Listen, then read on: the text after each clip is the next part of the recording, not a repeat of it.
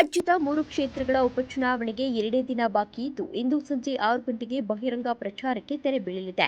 ಚನ್ನಪಟ್ಟಣ, ಸಂಡೂರು ಮತ್ತು ಶಿಗ್ಗಾಂವಿ ವಿಧಾನಸಭಾ ಕ್ಷೇತ್ರಗಳಲ್ಲಿ ಬಹಿರಂಗ ಪ್ರಚಾರ ಅಂತ್ಯಗೊಂಡ ನಂತರ ಮನೆ ಮನೆಗೆ ತೆರಳಿ ಅಭ್ಯರ್ಥಿಗಳ ಪರ ಪ್ರಚಾರ ನಡೆಸಲು ಅವಕಾಶವಿದೆ. 3 ಕ್ಷೇತ್ರಗಳಲ್ಲಿ ಇಂದು ರಾಜಕೀಯ ಪಕ್ಷಗಳ ಬೃಹತ್ ಸಮಾವೇಶಗಳಿದ್ದು, ಕೊನೆಯ ದಿನವಾದ ಇಂದು ಪ್ರಚಾರ ಕಣ ಮತ್ತಷ್ಟು ರಂಗೇರಲಿದೆ. ಶಿಗ್ಗಾಂವಿಯಲ್ಲಿಂದು ಮುಖ್ಯಮಂತ್ರಿ ಸಿದ್ದರಾಮಯ್ಯ ಕಾಂಗ್ರೆಸ್ ಅಭ್ಯರ್ಥಿ ಯಾಸೀರ್ ಅಹಮದ್ ಖಾನ್ ಪಠಾಣ್ ಪರ ಪ್ರಚಾರ ಸಭೆ ನಡೆಸಲಿದ್ದಾರೆ. ಬಿಜೆಪಿ ಅಭ್ಯರ್ಥಿ ಭರತ್ ಬೊಮ್ಮಾಯಿ ಪರ ಕೇಂದ್ರ ಮಾಜಿ ಸಿಎಂ ಬಿಎಸ್ ಯಡಿಯೂರಪ್ಪ, ಕೇಂದ್ರ ಸಚಿವ ಜೋಶಿ, ಮಾಜಿ ಸಿಎಂ ಜಗದೀಶ್ ಶೆಟ್ಟರ್ ಇಂದು ವಿವಿಧೆಡೆ ಪ್ರಚಾರವನ್ನು ನಡೆಸಲಿದ್ದಾರೆ. ಸಂಡೂರು ಹಾಗೂ ಚನ್ನಪಟ್ಟಣದಲ್ಲೂ ಅಭ್ಯರ್ಥಿಗಳು ಹಾಗೂ ರಾಜಕೀಯ ನಾಯಕರು ಮತಯಾಚಿಸುತ್ತಿದ್ದಾರೆ.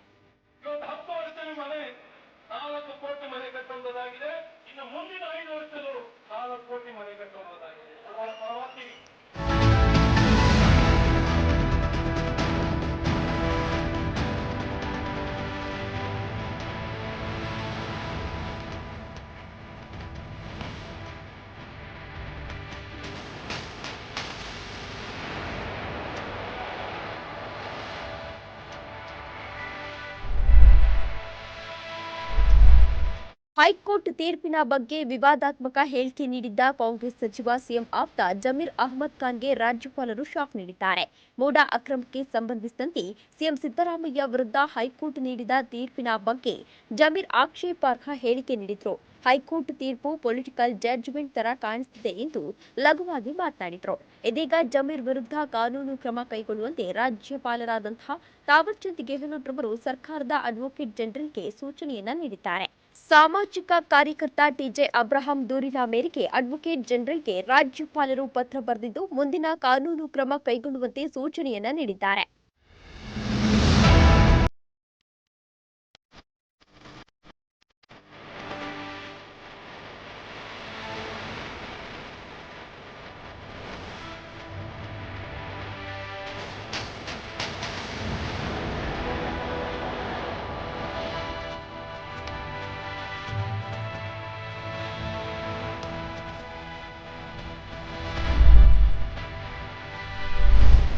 ಅತ್ಯಾಚಾರ ಪ್ರಕರಣದಲ್ಲಿ ಬಂಧನಕ್ಕೆ ಒಳಗಾಗಿರುವ ಮಾಜಿ ಸಂಸದ ಪ್ರಜ್ವಲ್ ರೇವಣ್ಣ ಜಾಮೀನು ಕೋರಿ ಸುಪ್ರೀಂ ಕೋರ್ಟ್ ಮೊರೆ ಹೋಗಿದ್ದಾರೆ. ಇಂದು ಸುಪ್ರೀಂ ಕೋರ್ಟ್ನಲ್ಲಿ ಜಾಮೀನು ಅರ್ಜಿ ವಿಚಾರಣೆ ನಡೆಯಲಿದೆ. ಕರ್ನಾಟಕ ಹೈಕೋರ್ಟ್ ಆದೇಶ ಪ್ರಶ್ನಿಸಿ ಸುಪ್ರೀಂ ಕೋರ್ಟ್ಗೆ ಮೇಲ್ಮನವಿ ಸಲ್ಲಿಸಿದ್ದು, ಇಂದು ಮಧ್ಯಾಹ್ನ 12 ಗಂಟೆ ಸುಮಾರಿಗೆ ವಿಚಾರಣೆ ನಡೆಸುವ ಸಾಧ್ಯತೆ ಇದೆ. ಕಳೆದ ಅಕ್ಟೋಬರ್ 21ರಂದು ಪ್ರಜ್ವಲ್ ರೇವಣ್ಣ ಪರ ವಕೀಲ ಸಲ್ಲಿಸಿದ್ದ ಜಾಮೀನು ಅರ್ಜಿಯನ್ನ ಕರ್ನಾಟಕ ಹೈಕೋರ್ಟ್ ವಜಾಗೊಳಿಸಿತ್ತು.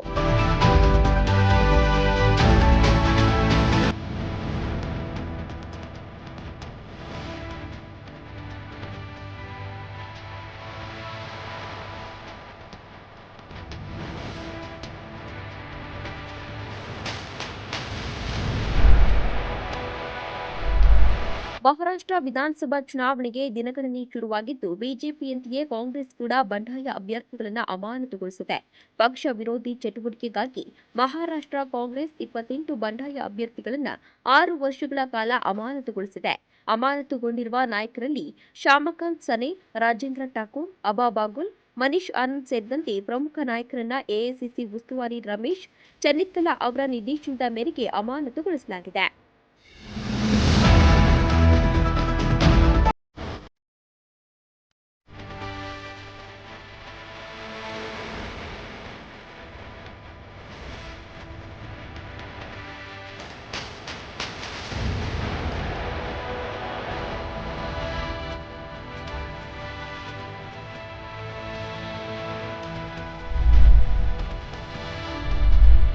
ನ್ಯಾಯಮೂರ್ತಿ ಸಂಜೀವ್ ಖನ್ನಾ ಅವರು ಸುಪ್ರೀಂ ಕೋರ್ಟ್ನ 51ನೆಯ ಮುಖ್ಯ ನ್ಯಾಯಮೂರ್ತಿಯಾಗಿ ಇಂದು ಪ್ರಮಾಣ ವಚನ ಸ್ವೀಕರಿಸಿದ್ದಾರೆ. ರಾಷ್ಟ್ರಪತಿ ಭವನದಲ್ಲಿ ಪ್ರಮಾಣ ವಚನ ಕಾರ್ಯಕ್ರಮ ನಡೆದಿದ್ದು, ರಾಷ್ಟ್ರಪತಿ ದ್ರೌಪದಿ ಮುರ್ಮು ಅವರು ಖನ್ನಾ ಅವರಿಗೆ ಪ್ರಮಾಣ ವಚನ ಬೋಧಿಸಿದರು. ಚುನಾವಣಾ ಬಾಂಡ್ ಯೋಜನೆಯನ್ನ ರದ್ದುಪಡಿಸಿದ ತೀರ್ಪು, ಸಂವಿಧಾನದ 370ನೇ ವಿಧಿಯ ಅಡಿಯಲ್ಲಿ ಜಮ್ಮು ಮತ್ತು ಕಾಶ್ಮೀರಕ್ಕೆ ನೀಡಿದ ವಿಶೇಷ ಸ್ಥಾನಮಾನವನ್ನ ಹಿಂಪಡೆದ ಕ್ರಮವನ್ನ ಎತ್ತಿ ಹಿಡಿದ ತೀರ್ಪು ಸೇರಿದಂತೆ ಸುಪ್ರೀಂ ಕೋರ್ಟ್ ನೀಡಿದ ಹಲವು ಮಹತ್ವದ ತೀರ್ಪುಗಳಲ್ಲಿ ಖನ್ನಾ ಅವರ ಪಾಲು ದೊಡ್ಡದಿದೆ.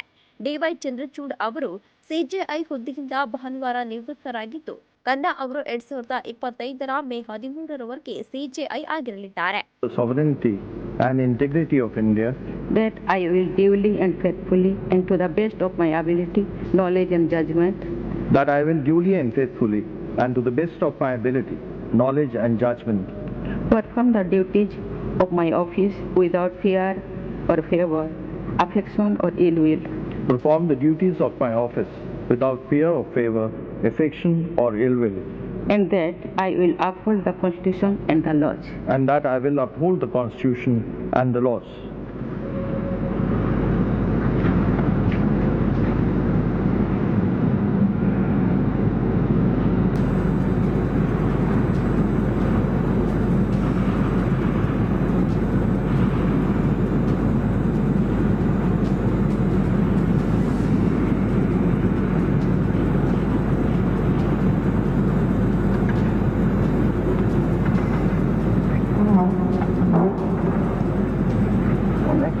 Thank you.